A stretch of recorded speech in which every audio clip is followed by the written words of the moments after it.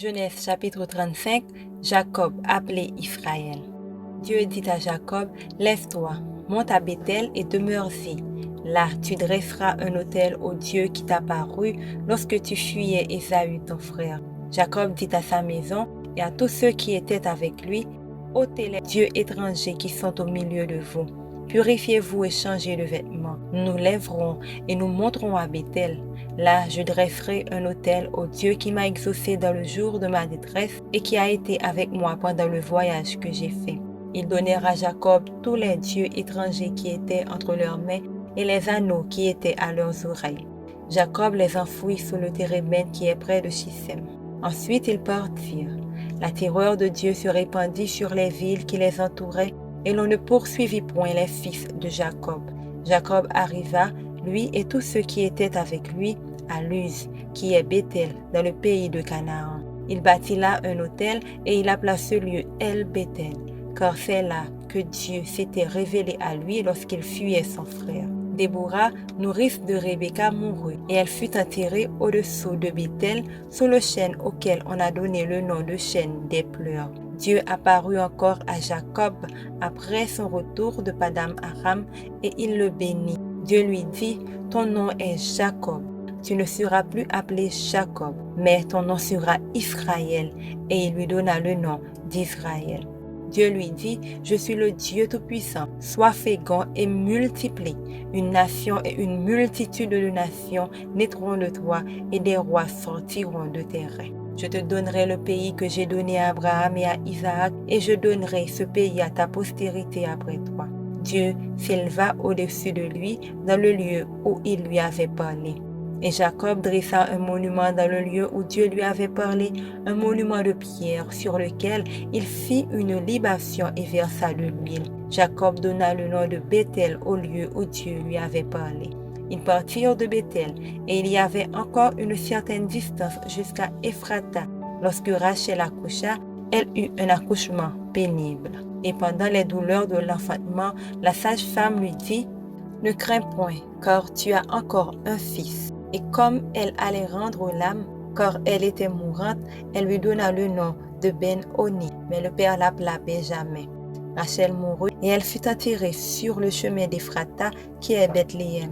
Jacob éleva un monument sur son sépulcre, c'est le monument du sépulcre de Rachel qui existe encore aujourd'hui. Israël partit et il dressa sa tente au-delà de Migdal-Éder. Pendant qu'Israël habitait cette contrée, Ruben alla coucher avec Bila, concubine de son père, et Israël l'a pris. Les fils de Jacob étaient au nombre de 12. Fils de Léa, Ruben, premier-né de Jacob, Siméon, Lévi, Juda, Issachar et Zabulon. Fils de Rachel, Joseph et Benjamin. Fils de Bila, servante de Rachel, Dan et Nephtali. Fils de Zilpa, servante de Léa, Gad et Aser. Ce sont là les fils de Jacob qui lui naquirent à Padan Aram. Jacob arriva auprès d'Isaac son père à Mamré et Kirjat-Arba qui est Hébron, où avaient séjourné Abraham et Isaac. Les jours d'Isaac furent de 180 ans, il expira et mourut, et il fut recueilli auprès de son peuple, âgé et rassasié le jour, et Ésaü et Jacob ses fils l'enterrèrent. Genèse chapitre 36, postérité d'Ésaü. Voici la postérité d'Ésaü qui est Édom. Ésaü prit ses femmes parmi les filles de Canaan, Ada, fille d'Élon le Héthien, Oholibama, fille d'Anna, fille de Tibéon le Hévien, et Basmat, fille d'Ismaël, sœur de Nébajot. Ada enfanta à Ésaü Éliphaz, Basmat enfanta Réuel, et Oholibama enfanta Jéus, Jélam et Coré. Ce sont là les fils d'Ésaü qui lui naquirent dans le pays de Canaan. Ésaü prit ses femmes, ses fils et ses filles, toutes les personnes de sa maison, ses troupeaux, tout son bétail et tout le bien qu'il avait acquis au pays de Canaan, et il s'en alla dans un autre pays, loin de Jacob son frère, car leur richesse était trop considérable pour qu'ils demeurassent ensemble, et la contrée où ils séjournaient ne pouvait plus leur suffire à cause de leurs troupeaux. Ésaü s'établit dans la montagne de Séhir. Ésaü, c'est Édom. Voici la postérité d'Ésaü, père d'Édom, dans la montagne de Séhir. Voici les noms des fils d'Ésaü. Éliphaz, fils d'Ada, femme d'Ésaü. Réuel, fils de Basmat, femme d'Ésaü. Les fils d'Éliphaz furent Théman, Omar, Sépho, Gaëtam et Kénaz. Et Timna était la concubine d'Éliphaz, fils d'Ésaü. Elle enfanta à Éliphaz Amalek. Ce sont là les fils d'Ada, femme d'Ésaü. Voici les fils de Réuel, Nahat, Zérak, Shama et Misa. Ce sont là les fils de Basmat, femme d'Ésaü. Voici les fils d'Oholibama, fille d'Anna, fille de Tibéon, femme d'Ésaü. Elle enfanta à Ésaü Jéus, Jélam et Coré. Voici les chefs de tribus issus des fils d'Ésaü. Voici les fils d'Éliphaz, premier-né d'Ésaü. Le chef Théman, le chef Omar, le chef Sépho, le chef Kénaz, le chef Coré, le chef Gaïtam, le chef Amalek. Ce sont là les chefs issus d'Éliphaz dans le pays d'Édom. Ce sont les fils d'Ada. Voici les fils de Réuel, fils d'Ésaü, le chef Nahat, le chef Zérak, le chef Shama, le chef Mitsa. Ce sont là les chefs issus de Réuel dans le pays d'Édom. Ce sont là les fils de Basmat, femme d'Ésaü. Voici les fils d'Oholibama, femme d'Ésaü, le chef Jéus, le chef Jélam, le chef Coré. Ce sont là les chefs issus d'Oholibama, fille d'Anna, femme d'Ésaü. Ce sont là les fils d'Ésaü, et ce sont là leurs chefs de tribu. Ésaü, c'est Édom. Voici les fils de Séhir, le Horien, ancien habitant du pays, Lotan, Shobal, Tibéon, Anna, Dishon, Etser et Dishan. Ce sont là les chefs des Horiens, fils de Séhir dans le pays d'Édom. Les fils de Lotan furent Hori et Emam, la sœur de Lotan furent Timna. Voici les fils de Shobal, Alvan, Mahat, Ebal, Shepho et Onam. Voici les fils de Tibéon, Adja et Anna. C'est cette Anna qui trouva les sources chaudes dans le désert quand il faisait paître les ânes de Tibéon, son père. Voici les enfants d'Anna, Dishon et Oholibama, fille d'Anna. Voici les fils de Dishon, Emdan, Eshban, Jitran et Karen. Voici les fils d'Etser, Bilan, Zavan et Akan. Voici les fils de Dishan, Uts et Aram. Voici les chefs des Horiens, le chef Lotan, le chef Shobal, le chef Tibéon, le chef Anna, le chef Dishon, le chef Etser, le chef Dishan. Ce sont là les chefs des Horiens, les chefs qu'ils eurent dans le pays de Séhir. Voici les rois qui ont régné dans le pays d'Édom avant qu'un roi régnât sur les enfants d'Israël. Béla, fils de Béor, régna sur Édom, et le nom de sa ville était Dinaba. Béla mourut, et Jobab, fils de Zérak de Botsra, régna à sa place. Jobab mourut, et Husham du pays de Thémanite régna à sa place. Husham mourut, et Hadad, fils de Bédad, régna à sa place. C'est lui qui frappa Madian dans les champs de Moab. Le nom de sa ville était Avit. Hadad mourut, et Samla de Masreka régna à sa place. Samla mourut, et Saül de Rehoboth sur le fleuve régna à sa place. Saül mourut, et Baal-Hanan, fils d'Akbor, régna à sa place. Baal-Hanan, fils d'Akbor, mourut, et Hadar régna à sa place. Le nom de sa ville était Po, et le nom de sa femme, Muétabel, fille de Matred, fille de Mezahab. Voici les noms des chefs issus d'Ésaü, selon leurs tribus, selon leur territoire et d'après leur nom. Le chef Timna, le chef Alva, le chef Jétet, le chef Oholibama, le chef Ela, le chef Pinon, le chef Kénaz, le chef Théman, le chef Mibsor, le chef Magdiel, le chef Hiram. Ce sont là les chefs d'Édom, selon leur habitation dans le pays qu'ils possédaient. C'est là Ésaü, père d'Édom. Genèse chapitre 37. Joseph vendu par ses frères. Jacob demeura dans le pays de Canaan où avait séjourné son père. Voici la postérité de Jacob. Joseph, âgé de 17 ans, faisait paître le troupeau avec ses frères. Cet enfant était auprès des fils de Bila et des fils de Zilpa, femme de son père. Et Joseph rapportait à leur père leurs mauvais propos. Israël aimait Joseph plus que tous ses autres fils, parce qu'il l'avait eu de sa vieillesse, et il lui fit une tunique de plusieurs couleurs. Ses frères virent que leur père l'aimait plus que tous, et ils le prirent en haine. Ils ne pouvaient lui parler avec amitié. Joseph eut un songe, et il le raconta à ses frères qui le haïrent encore davantage. Il leur dit, « Écoutez donc ce songe que j'ai eu. Nous étions alliés des gerbes au milieu des champs, et voici, ma gerbe se leva et se tint debout, et vos gerbes l'entourèrent et se prosternèrent devant elle. Ses frères lui dirent, est-ce que tu régneras sur nous? Est-ce que tu nous gouverneras? Et ils le haïrent encore davantage à cause de ses songes et à cause de ses paroles. Il eut encore un autre songe, et il le raconta à ses frères. Il dit, j'ai eu encore un songe, et voici le soleil, la lune et 11 étoiles se prosternaient devant moi. Il le raconta à son père et à ses frères. Son père le réprimanda et lui dit, que signifie ce songe que tu as eu? Faut-il que nous venions, moi, ta mère et tes frères, nous prosterner en terre devant toi? Ses frères eurent de l'envie contre lui, mais son père garda le souvenir de ces choses. Les frères de Joseph étant allés à Sichem pour faire paître le troupeau de leur père. Israël dit à Joseph, tes frères ne font-ils pas paître le troupeau à Sichem? Viens, je veux t'envoyer vers eux. Et il répondit, me voici. Israël lui dit, va, je te prie, et vois si tes frères sont en bonne santé, et si le troupeau est en bon état. Et tu m'en rapporteras des nouvelles. Il l'envoya ainsi dans la vallée d'Hébron, et Joseph alla à Sichem. Un homme le rencontra. Comme il errait dans les champs, il le questionna en disant, que cherches-tu? Joseph répondit, je cherche mes frères. Dis-moi, je te prie, où ils font paître leur troupeau. Et l'homme dit, ils sont partis d'ici, car je les ai entendus dire, allons à Dothan. Joseph alla après ses frères, et il les trouva à Dothan. Ils le virent de loin, et avant qu'il fût près d'eux, ils complotèrent de le faire mourir. Ils se dirent l'un à l'autre, voici le faiseur des songes qui arrive. Venez maintenant, tuons-le et jetons-le dans une des citernes.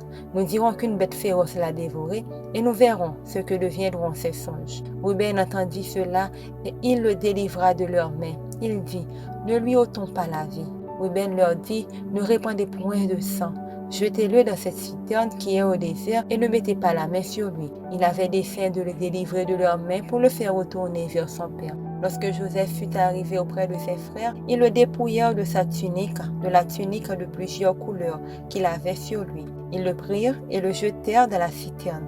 Cette citerne était vide, il n'y avait point d'eau. Ils s'assirent ensuite pour manger. Ayant levé les yeux, ils virent une caravane d'Ismaélites venant de Galade. Leurs chameaux étaient chargés d'aromates, de baume et de myrrhe qu'ils transportaient en Égypte.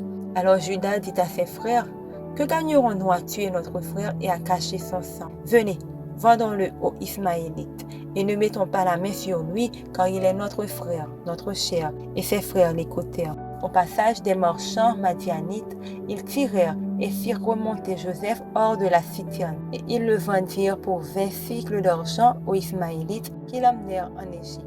Ruben revint à la citerne et voici Joseph n'était plus dans la citerne. Il déchira ses vêtements, retourna vers ses frères et dit, l'enfant n'y est plus, et moi, où irai-je?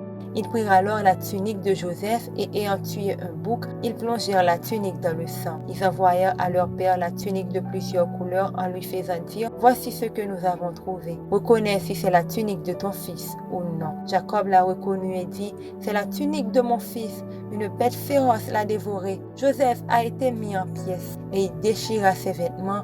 Il mit un sac sur ses reins et il porta longtemps le deuil de son fils. Tous ses fils et toutes ses filles vinrent pour le consoler, mais il ne voulut recevoir aucune consolation. Il disait, c'est en pleurant que je descendrai vers mon fils au séjour des morts, et il pleurait son fils. Les Madianites le vendirent en Égypte à Potiphar, officier de Pharaon, chef des gardes. Psaume 12, au chef des chantres, sur la harpe à 10 cordes, psaume de David. Sauve Éternel, car les hommes pieux s'en vont. Les fidèles disparaissent parmi les fils de l'homme. On se dit des faussetés les uns aux autres, on a sur les lèvres des choses flatteuses. On parle avec un cœur double.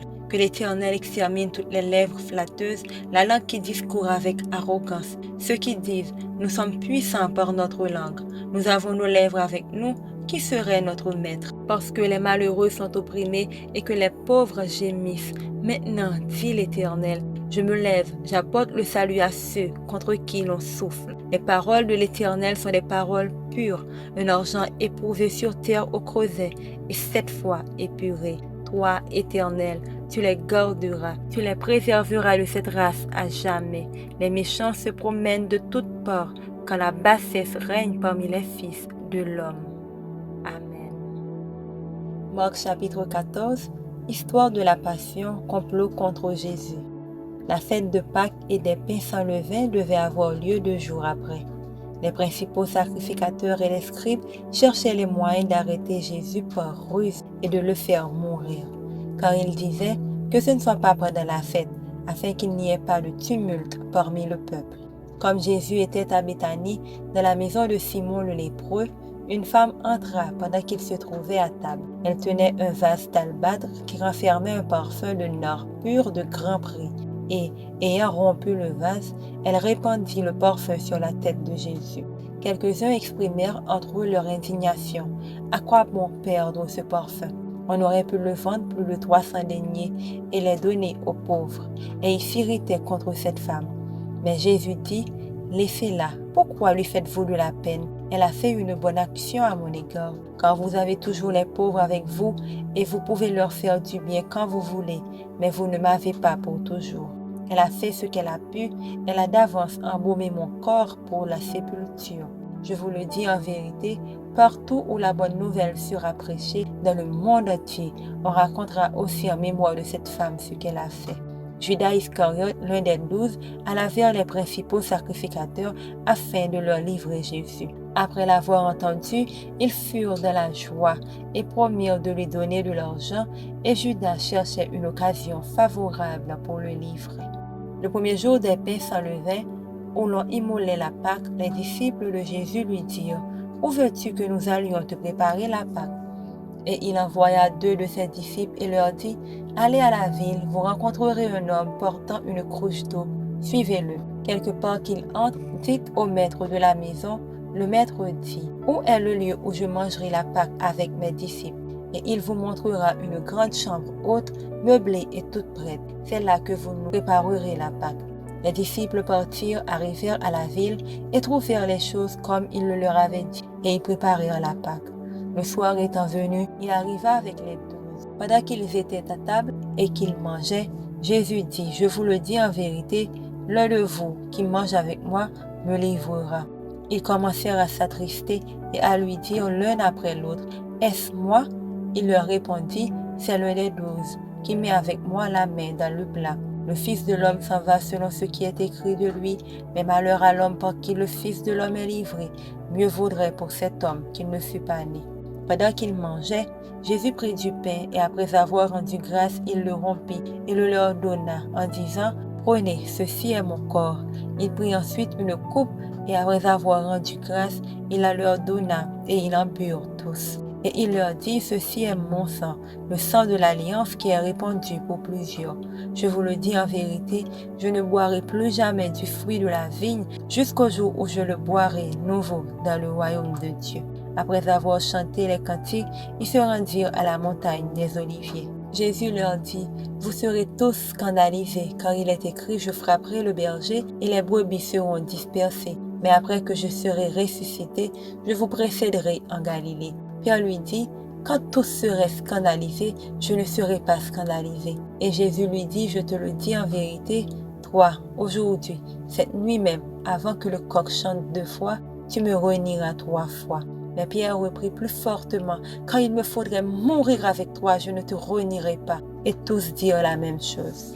Ils allèrent ensuite dans un lieu appelé Gethsémane, et Jésus dit à ses disciples, « Asseyez-vous ici pendant que je prierai. » Il prit avec lui Pierre, Jacques et Jean, et il commença à éprouver de la frayeur et des angoisses. Il leur dit, « Mon âme est triste jusqu'à la mort.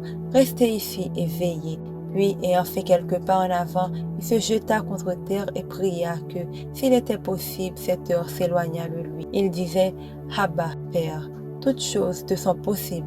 Éloigne de moi cette coupe. Toutefois, non pas que je veux, mais ce que tu veux. » Et il vint vers les disciples qu'il trouva endormis, et il dit à Pierre, « Simon, tu dors, tu n'as pu veiller 1 heure. Veillez et priez, afin que vous ne tombiez pas en tentation. L'esprit est bien disposé, mais la chair est faible. » Il s'éloigna de nouveau et fit la même prière. Il revint et les trouva encore endormis, car leurs yeux étaient appesantis. Ils ne surent que lui répondre. Il revint pour la 3e fois et leur dit, « Dormez maintenant et reposez-vous. C'est assez, l'heure est venue. Voici, le Fils de l'homme est livré aux mains des pécheurs. Levez-vous, allons. » voici celui qui me livre s'approche. Et aussitôt, comme il parlait encore, arriva Judas, l'un des 12, et avec lui une foule armée d'épées et de bâtons, envoyée par les principaux sacrificateurs, par les scribes et par les anciens. Celui qui le livrait leur avait donné ceci: celui que je baiserai, c'est lui. Saisissez-le et emmenez-le sur moi. Dès qu'il fut arrivé, il s'approcha de Jésus, disant: Rabbi, et il le baisa. Alors ces gens mirent la main sur Jésus et le saisirent. Un de ceux qui étaient là, tirant l'épée, frappa le serviteur du souverain sacrificateur et lui en porta l'oreille. Jésus, prenant la parole, leur dit: Vous êtes venus comme après un brigand avec des épées et des bâtons pour vous emparer de moi. J'étais tous les jours parmi vous, enseignant dans le temple, et vous ne m'avez pas saisi. Mais c'est afin que les Écritures soient accomplies. Alors tous l'abandonnèrent et prirent la fuite. Un jeune homme le suivait, n'ayant sur le corps qu'un drap. On se saisit de lui, mais il lâcha son vêtement et se sauva tout nu. Ils emmenèrent Jésus chez le souverain sacrificateur, où s'assemblèrent tous les principaux sacrificateurs, les anciens et les scribes. Pierre le suivit de loin jusque dans l'intérieur de la cour du souverain sacrificateur. Il s'assit avec les serviteurs et il se chauffait près du feu. Les principaux sacrificateurs et tout le Sanhédrin cherchaient un témoignage contre Jésus pour le faire mourir, et ils n'en trouvaient point.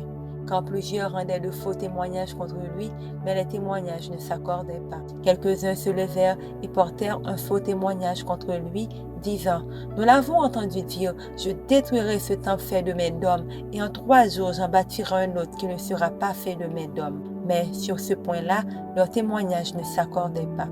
Alors le souverain sacrificateur, se levant au milieu de l'assemblée, interrogea Jésus et dit: Ne réponds-tu rien? Qu'est-ce que ces gens dépensent contre toi? Jésus garda le silence et ne répondit rien. Le souverain sacrificateur l'interrogea de nouveau et lui dit: Es-tu le Christ, le Fils du Dieu béni? Jésus répondit: Je le suis. Et vous verrez le Fils de l'homme assis à la droite de la puissance de Dieu et venant sur les nuées du ciel. Alors le souverain sacrificateur déchira ses vêtements et dit: Qu'avons-nous encore besoin de témoins? Vous avez entendu le blasphème, que vous ensemble. Tous le condamnèrent comme méritant la mort. Et quelques-uns se mirent à cracher sur lui, à lui voiler le visage et à le frapper à coups de poing, en disant: Devine. Et les serviteurs le reçurent en lui donnant des soufflets. Pendant que Pierre était en bas dans la cour, il vint une des servantes du souverain sacrificateur. Voyant Pierre qui se chauffait, elle le regarda et lui dit: Toi aussi tu étais avec Jésus de Nazareth. Il le nia, disant: Je ne sais pas, je ne comprends pas ce que tu veux dire. Puis il sortit pour aller dans le vestibule, et le coq chanta. La servante, l'ayant vu, se mit de nouveau à dire à ceux qui étaient présents: Celui-ci est de ces gens-là. Et il le nia de nouveau. Peu après, ceux qui étaient présents dirent encore à Pierre: Certainement tu es de ces gens-là, car tu es galiléen. Alors il commença à faire des imprécations et à jurer: Je ne connais pas cet homme dont vous parlez. Aussitôt, pour la seconde fois, le coq chanta.